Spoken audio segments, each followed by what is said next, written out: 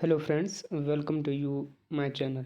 Friends, आज हम इस वीडियो में डिस्कस कर रहे हैं NET political science previous question paper, जो कि 6 मार्च 2023 का है। तो इसके हम पार्ट 1 को यानी कि 50 क्वेश्चन को डिस्कस कर चुके हैं। तो यदि आपने वो नहीं देखा तो वो देख ले। उसके बाद पार्ट 2 में हम क्या है, बाकी जो 50 क्वेश्चन बचे हैं वो डिस्कस करेंगे। तो ये मॉर्निंग शिफ्ट का हम पेपर 6 मार्च 2023 का डिस्कस कर रहे हैं। तो चलिए वीडियो को शुरू करते हैं। 51 जो क्वेश्चन है, प्रशासन के क्लासिकल शास्त्रीय सिद्धांत के बारे में निम्नलिखित में से कौन सही है। तो इसने विवेकपरक एवं यहाँ तक कि उत्पादन अभिप्रेरक में ध्यान देने योग्य भूमिका का निर्वहन किया है। इसने प्रशासन में अवधारणाओं के एक समुच्चय को सूत्रबद्ध किया है। यह इस विचार को प्रतिपादित करने वाला प्रथम सिद्धांत था कि प्रशासन एक पृथक गतिविधि है। तो इसका राइट आंसर है ए, बी, सी।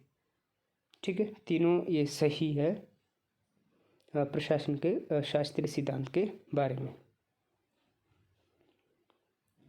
52 है, फेरल हेडी के अनुसार तुलनात्मक लोक प्रशासन निम्नलिखित में से किन मुद्दों से संबंधित है।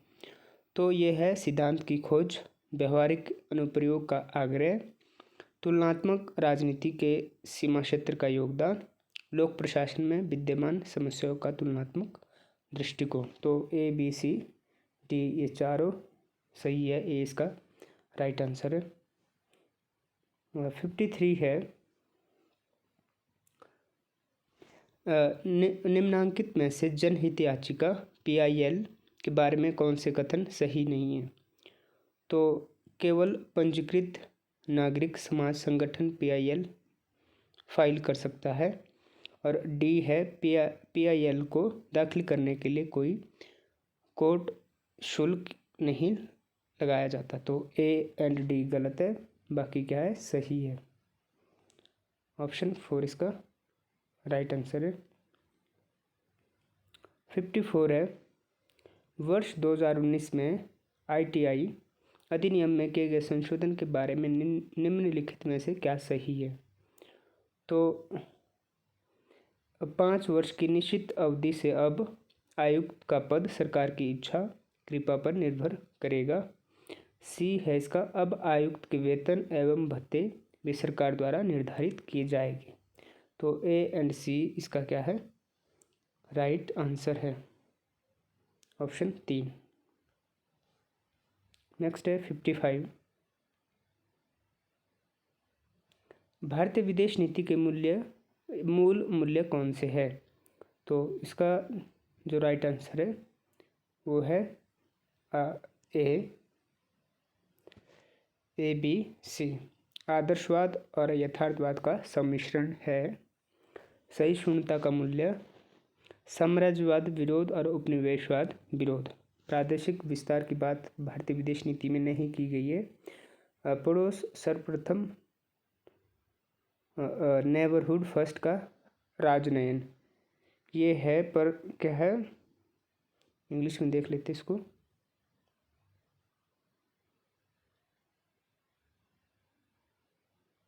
नेबरहुड फर्स्ट डिप्लोमेसी ये क्या है, ऐसी नहीं है। भारत की विदेश नीति हर एक देश के साथ अच्छा संबंध रखते हैं। वो 1996 में क्या है, वो नेबरहुड की हमने जो पॉलिसी है, डिप्लोमेसी अपनाई थी। कुछ एक छूट दी थी नेबर कंट्री को, जो छोटे छोटे देश है, लेकिन विदेश नीति की ये हमारी विशेषता नहीं है। तो इसका जो राइट आंसर है वो है ए, बी एंड सी।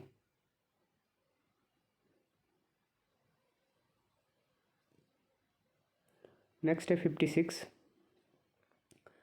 निम्नलिखित में से कौन सी शीत युद्ध की विशेषता नहीं है। तो शीत युद्ध की विशेषता नहीं थी। सी, गुटनिरपेक्ष देशों के विरुद्ध आर्थिक नाकाबंदी। और डी, तीसरे विश्व के देश इसमें प्रत्यक्ष रूप से सम्मिलित थे। ये ऑप्शन 3 इसका राइट आंसर है। बाकी परमाणु हथियारों की होड़ बिल्कुल शीत युद्ध की क्या है, एक विशेषता थी। और प्रोपोगेंडा युद्ध की ये क्या है, एक प्रोपोगेंडा तैयार किया गया था। वास्तविक रूप से ऐसा युद्ध नहीं हुआ था शीत युद्ध में। तो 3 इसका राइट आंसर है। 57 है, ये असर्शन एंड रीजन से है। इसका अभिकथन ए है, द्वितीय विश्व युद्ध की समाप्ति के बाद से ही अंतर्राष्ट्रीय वातावरण पर सोवियत संघ के साथ अमेरिकी संबंधों का प्रभुत्व रहा है, जिसका शीत युद्ध के लक्षण के रूप में वर्णन किया जाता है। तो ये क्या बोल रहा है कि द्वितीय विश्व युद्ध की समाप्ति के बाद से ही अंतर्राष्ट्रीय वातावरण पर सोवियत संघ के साथ अमेरिकी संबंधों का प्रभुत्व रहा है, जिसका शीत युद्ध के लक्षण के रूप में वर्णन किया गया है। बिल्कुल सही बात कर रहा है ये। इसका कारण आज देख लेते हैं। शीत युद्ध ने न केवल अमेरिकी एवं सोवियत संघ के साथ अमेरिका से संबंध देशों और सोवियत संघ के मित्र राष्ट्रों बल्कि अन्य गुट निरपेक्ष देशों के साथ अमेरिका और उसके मित्र के संबंधों को भी रंग रंजित किया। तो ये बिल्कुल इसकी सही व्याख्या कर रहा है कथन की। तो इसका राइट आंसर है ए। एंड आर सही है, दोनों सत्य है, और आर ए की सही व्याख्या है। ऑप्शन ए इसका राइट आंसर हो जाएगा। नेक्स्ट है 58, ये भी असर्शन और रीजन से है। अभिकथन ए, हमारे समय में इतिहास वह है जो दस्तावेजों को स्मारकों में रूपांतरित करता है। बिल्कुल सही। ज्ञान का पुरातत्व विज्ञान स्मारकों के अंतर्भूत वर्णन की खोज करता है। तो इसका राइट आंसर है ए, ये इनकी सही व्याख्या आर ए की कर रहा है। 59 है, असर्शन और रीजन से, पूंजीवाद के आंतरिक विरोधाभास पूंजीवाद को समाप्त कर देंगे। ठीक, वो कार्ल मार्क्स बोलता है कि पूंजीवाद की जो चरम सीमा होगी, हाईएस्ट स्टेज जो होगी, उसमें क्या है, आंतरिक विरोधाभास होगा जो कि उसे स्वयं समाप्त कर देगा। अधिशेष मूल्य का शोषण पूंजीवाद का सबसे बड़ा विरोधाभास है। तो बिल्कुल सही बात है। अतिरिक्त मूल्य का जो सिद्धांत है वो कार्ल मार्क्स ने दिया था। तो यदि आपको इसके बारे में पता नहीं है तो कार्ल मार्क्स को आपने अच्छे से पढ़ लेना है। तो इसका भी ए सही आंसर है। ए और आर दोनों सत्य है और आर ए की सही व्याख्या है। नेक्स्ट है क्वेश्चन नंबर 60। ये भी कथन और अभिकथन और कारण से है। आर्थिक रूप से सर्वोदय व्यवस्था की रूपरेखा देश में संतुलित एवं सामयिक आर्थिक व्यवस्था स्थापित करने का प्रयत्न करेगी। बिल्कुल सही। सर्वोदय का है जिसमें सबका आर्थिक विकास हो, संतुलित विकास हो, ठीक है। सामयिक आर्थिक व्यवस्था स्थापित करने का प्रयत्न करेगी। सर्वोदय क्या है, इससे जेपी नारायण जुड़े थे। जयप्रकाश नारायण जेपी लोगों के आर्थिक जीवन में कृषिगत क्रियाकलापों को प्रथम स्थान प्रदान करना चाहते थे। तो ये दोनों सही है, लेकिन इसकी व्याख्या ये नहीं कर रहा है कि जो आर्थिक व्यवस्था स्थापित करने या संतुलित करने की क्या कैसे हम इसको स्थापित करेंगे। तो इसका 2 सही आंसर है, ए और आर दोनों सही है, लेकिन आर ए की सही व्याख्या नहीं है। 61 है, राजनीतिक संस्कृति राजनीति के बारे में विश्वासों और मनोभाव का एक समुच्चय है, जैसा कि लोगों के मौखिक और अमौखिक व्यवहार में सम्मिलित है। राजनीतिक संस्कृति के प्रक्रियात्मक और रूपात्मक प्रतिपादन इस बात के द्योतक है कि उतनी ही राजनीति सांस्कृतिक संस्कृतियों संस्कृतियाँ हो सकती है जितनी कि राजनीतिक प्रणाली में राजनीतिक विकास की गतिशीलता। तो इसका राइट आंसर है 2A और R दोनों सही है, लेकिन R ए की सही व्याख्या नहीं है। ऑप्शन 2। नेक्स्ट है, रॉबर्ट ढाल ने लोक प्रशासन में अंतर सांस्कृतिक अध्ययन का सुझाव दिया। उनका मानना है कि लोक प्रशासन राजनीतिक, सांस्कृतिक एवं पर्यावरणीय व्यवस्था के प्रभाव जिसमें यह विकसित होता है उससे बच सकता है। तो ए सही है, लेकिन आर क्या है, सही नहीं है, गलत है। तो ऑप्शन 3 इसका राइट आंसर है। नेक्स्ट है 63। ये स्टेटमेंट से पूछा गया है, अधिकार अनिवार्य रूप से व्यक्तियों एवं राज्य के मध्य परस्पर विरोधी दावों संबंधी क्षेत्र से संबंधित होते हैं। बिल्कुल सही। अधिकार क्या होते हैं कि जिसमें हम क्या है, व्यक्ति और राज्य के मध्य परस्पर विरोधी संबंध होते हैं, तभी अधिकार हमें स्टेट के, अगर हमारे अधिकारों का हनन होता है तो हम क्या है उसके अगेंस्ट आवाज़ उठाते हैं। स्टेटमेंट 2 है, कोई भी राजनीतिक सिद्धांत अधिकारों का सिद्धांत तब तक नहीं हो सकता है जब तक कि उसमें राज्य के विरुद्ध व्यक्तियों को कुछ अधिकार न दिया गए हो। तो ये दोनों स्टेटमेंट सही है। ऑप्शन ए इसका राइट आंसर है। 64 है, वैश्विक पर्यावरणीय परिवर्तन की समस्याएं आधुनिक प्रौद्योगिकियों एवं जनसंख्या संघनताओं के बिना अस्तित्ववान नहीं हो सकती। जलवायु परिवर्तन की समस्या का समाधान करना कठिन है क्योंकि इसमें अंतरा एवं अंतर पीढ़ीगत दोनों प्रकार की सामूहिक क्रियाएं एवं क्रियाजन समस्या शामिल होती। तो इसका राइट आंसर है ए। कथन 1 और 2 दोनों सत्य है। 65 है, नेहरू ने समाज के समाजवादी प्रतिरूप का समर्थन किया। बिल्कुल सही। नेहरू की नागरिक स्वतंत्रता के प्रति प्रतिबद्धता ने उन्हें सर्वहारा की तानाशाही के विचार को स्वीकार करने से रोका। बिल्कुल सही। तो ये दोनों स्टेटमेंट क्या है, सत्य है। 66 है, दलीय प्रणालियाँ राजनीतिक लड़ाइयाँ लड़ने के साधारण साधन प्रदान करती है। स्टेटमेंट 2 है, दलीय प्रणाली का एक उद्देश्य पारस्परिक अभिजात वर्ग को नए अभिजात वर्ग से प्रतिपादित करना। तो कथन 1 और 2 दोनों सत्य है।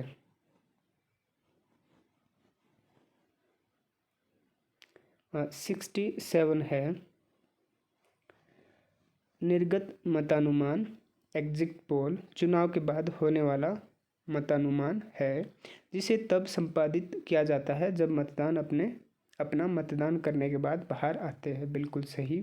जो एग्जिट पोल होते हैं वो क्या है, जब जो मतदाता है अपने मत का प्रयोग करता है तो उसके बाद क्या है एक अनुमान लगाया जाता है, तो उसे हम एग्जिट पोल कहते हैं।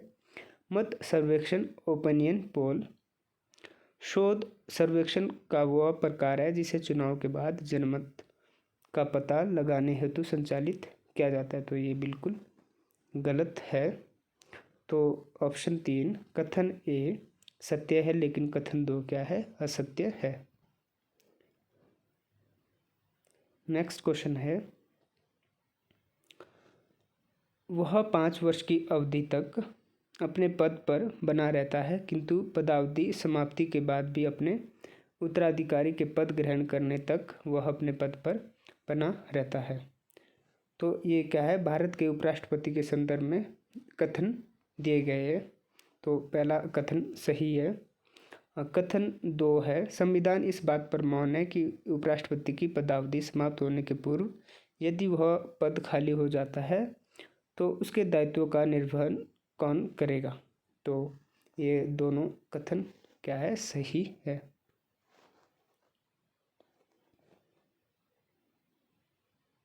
69 है,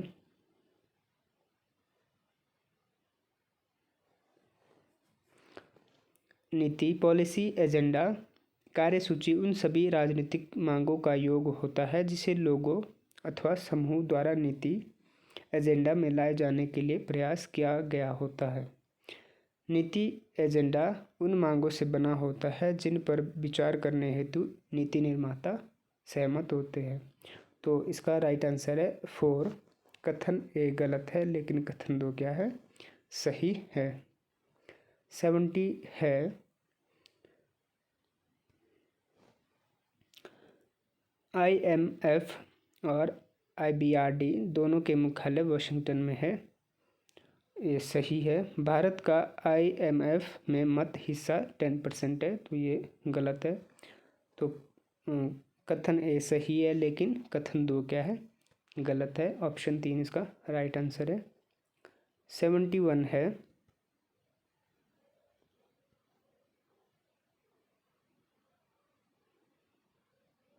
ये क्या है, बुक्स को ऑथर के साथ मैच करना था। बिटवीन पास्ट एंड फ्यूचर, तो ये है हन्ना आरेंट की बुक। Voice and Herder, two study in the history of idea, तो ये है आइजिया बर्लिन की बुक। The voice of liberal learning, तो ये है मिचेल ऑक्सफोर्ड की बुक। द टिरेनी ऑफ मेरिट, ये है मिचेल जे सैंडल। तो ऑप्शन 2 इसका राइट आंसर है।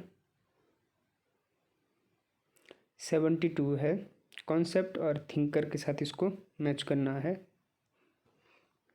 वर्चू हिज नॉलेज, तो ये है प्लेटो का कथन। सक्सेस हिज वर्चू, ये है मैकियावेली का कथन। नॉलेज हिज पावर, ये है फुकोल्ट का कथन।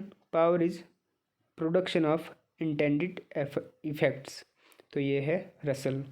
तो ऑप्शन 2 इसका राइट आंसर है।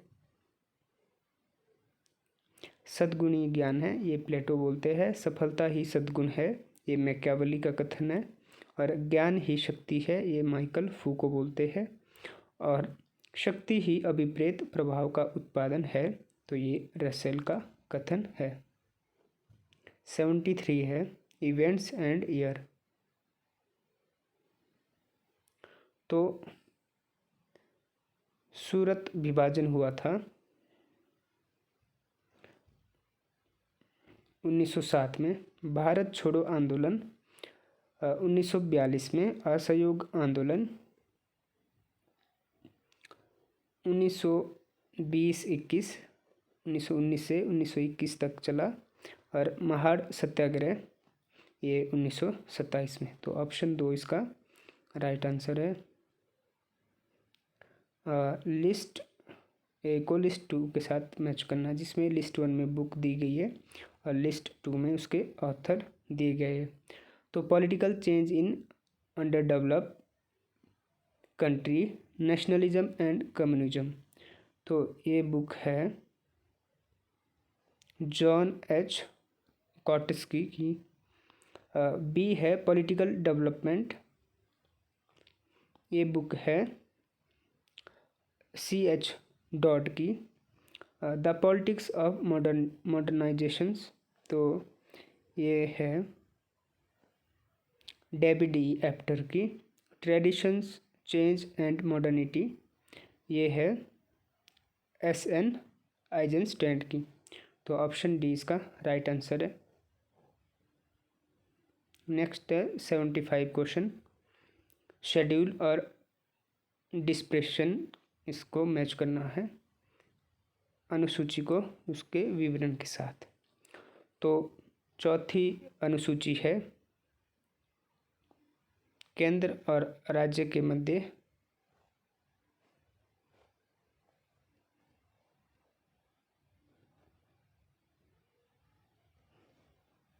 चौथी अनुसूची है राज्यसभा में सीटों के आवंटन से संबंधित। 10वीं है दल बदल से संबंधित। और 7वीं है केंद्र और राज्य के मध्य शक्तियों का बंटवारा। और 6ठी अनुसूची है कुछ राज्य में जनजातीय क्षेत्रों का प्रशासन। तो ऑप्शन बी इसका क्या है, राइट आंसर है।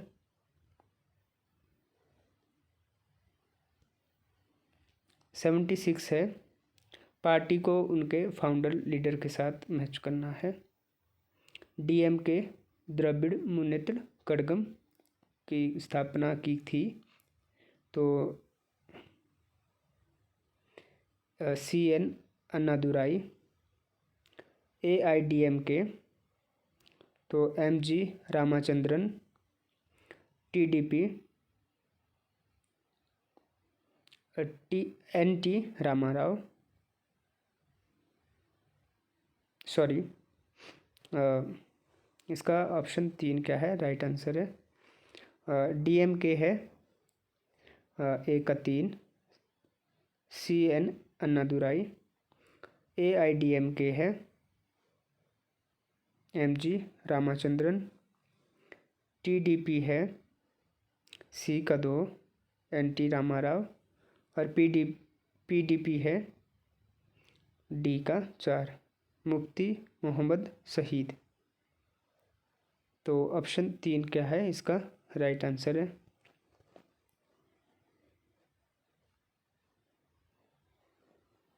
सेवेंटी 77 है,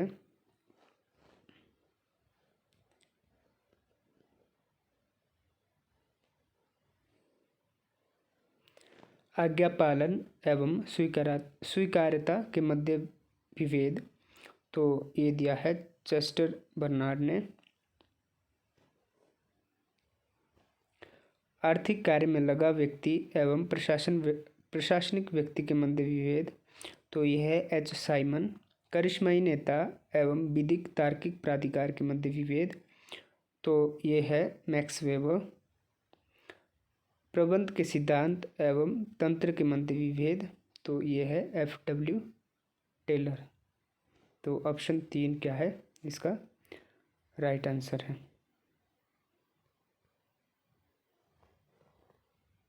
ऑप्शन 3 इसका राइट आंसर है। 78 है,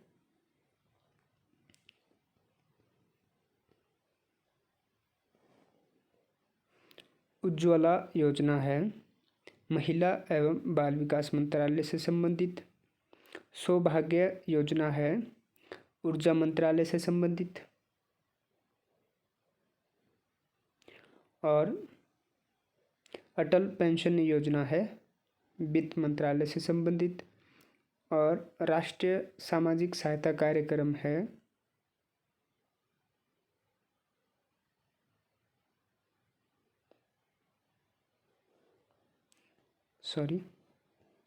इसका राइट आंसर है ऑप्शन डी। पहले का 3 उज्ज्वला महिला एवं विकास मंत्रालय, और सौभाग्य योजना ऊर्जा मंत्रालय, अटल पेंशन योजना वित्त मंत्रालय, और राष्ट्रीय सामाजिक सहायता कार्यक्रम ग्रामीण विकास मंत्रालय। तो ऑप्शन डी क्या है, इसका राइट आंसर है। 79 है, इसका राइट आंसर है ए। श्रीलंका में भारतीय शांति स्थापना बल, ये राजीव गांधी द्वारा भेजा गया था। शिमला समझौता ये इंदिरा गांधी द्वारा हुआ था। लाहौर घोषणा ये अटल बिहारी वाजपेयी के टाइम हुई थी।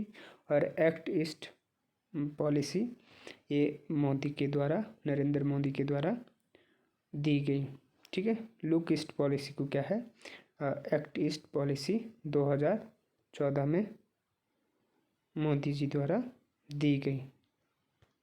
ठीक है, नेक्स्ट है क्वेश्चन नंबर 80।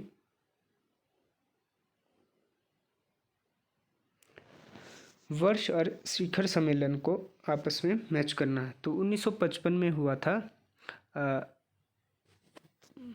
इसका राइट आंसर है 3।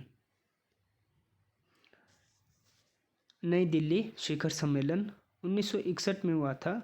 बलग्रेड शिखर सम्मेलन, और 1983 में हुआ था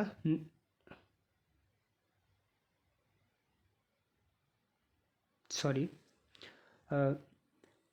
1955 में क्या है, बांडुंग सम्मेलन हुआ था।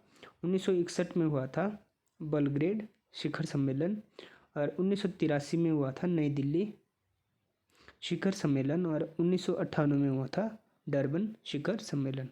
तो ऑप्शन 3 इसका क्या है, राइट आंसर है। 81 है,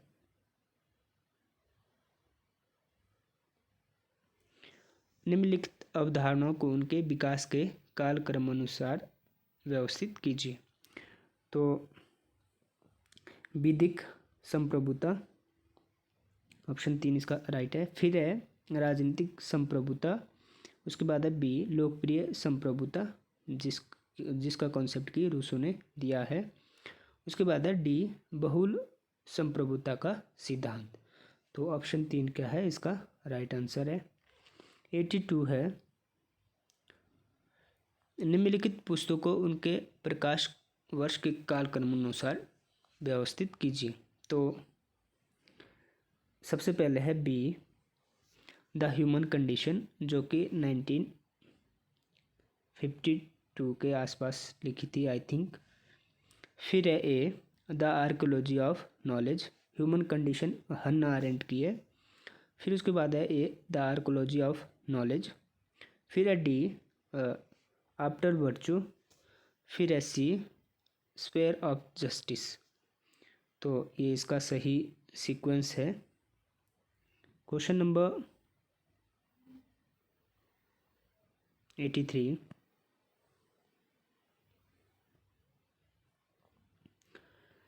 निम्नलिखित संकल्पना को अवधारणाओं को उनके आविर्भाव उद्भव के क्रम में व्यवस्थित कीजिए।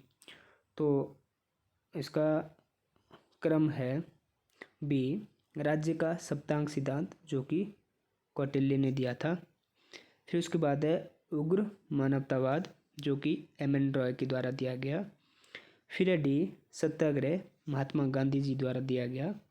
फिर है संपूर्ण क्रांति, जे.पी. नारायण द्वारा दी गई थी 1970 के दशक में। तो ये इसका राइट आंसर है। 84 है,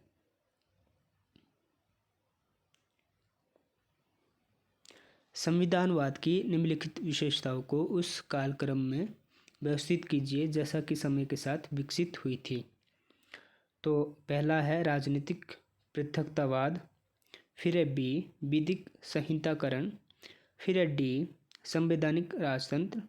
फिर है ए नियंत्रित और संतुलन। ऑप्शन डी क्या है, इसका राइट आंसर है। 85 है, राज्य की नीति के निम्नलिखित निर्देशक तत्वों को भारतीय संविधान में उनके उल्लेख के अनुसार अनुक्रम में व्यवस्थित कीजिए। तो इसका सही जो क्रम है वो है पुरुष एवं महिलाओं को समान कार्य हेतु समान वेतन। फिर है सी निर्धन के समान न्याय को बढ़ावा देना एवं मुक्त विधिक सहायता प्रदान करना। फिर है बी सभी नागरिकों के लिए पूरे देश में एक समान नागरिक संहिता लागू करना। फिर है डी लोक सेवाओं में न्यायपालिका का कार्यपालिका से पृथककरण। तो ऑप्शन 2 इसका राइट आंसर है। 86 है, निम्नलिखित आंदोलनों को कालक्रम अनुसार ढंग से व्यवस्थित कीजिए। तो चिपको आंदोलन हुआ था 1973 में उत्तराखंड में। फिर उसके बाद है सी जन लोकपाल आंदोलन। फिर है ई नर्मदा बचाओ आंदोलन 1980 के दशक में हुआ था। फिर है डी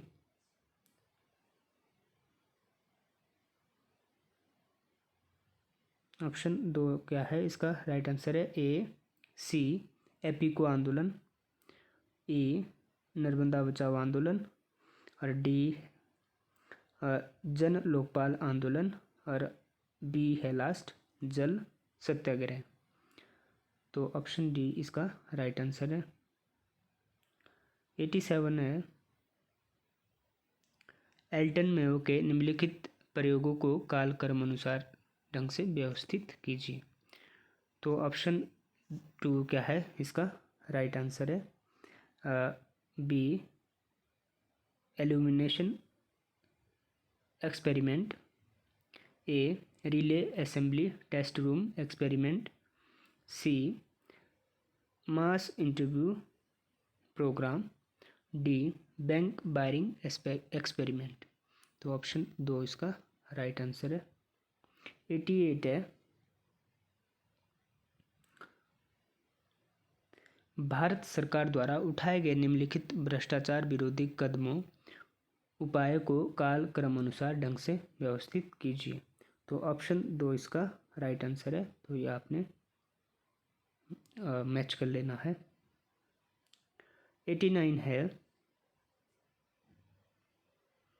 भारतीय वायुसेना द्वारा किए गए संयुक्त अभ्यासों को कालक्रम अनुसार सूचीबद्ध कीजिए। तो इसका सही क्रम है A B C and D. Question number 90 है,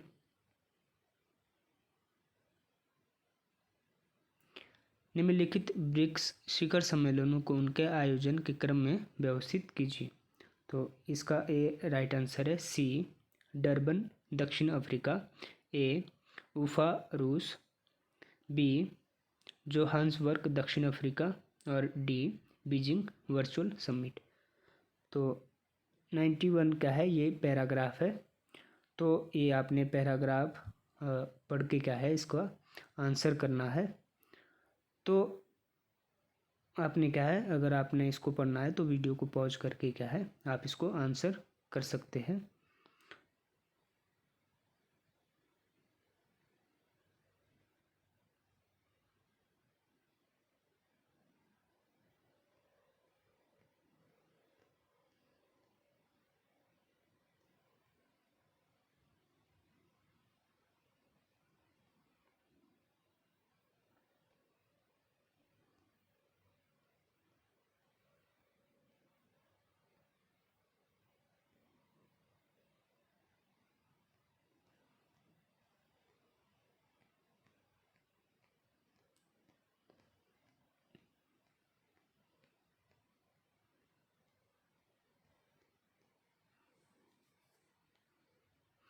तो फ्रेंड्स, ये हमने डिस्कस किए 50 क्वेश्चन, जो कि 6 मार्च 2023 का क्वेश्चन पेपर था।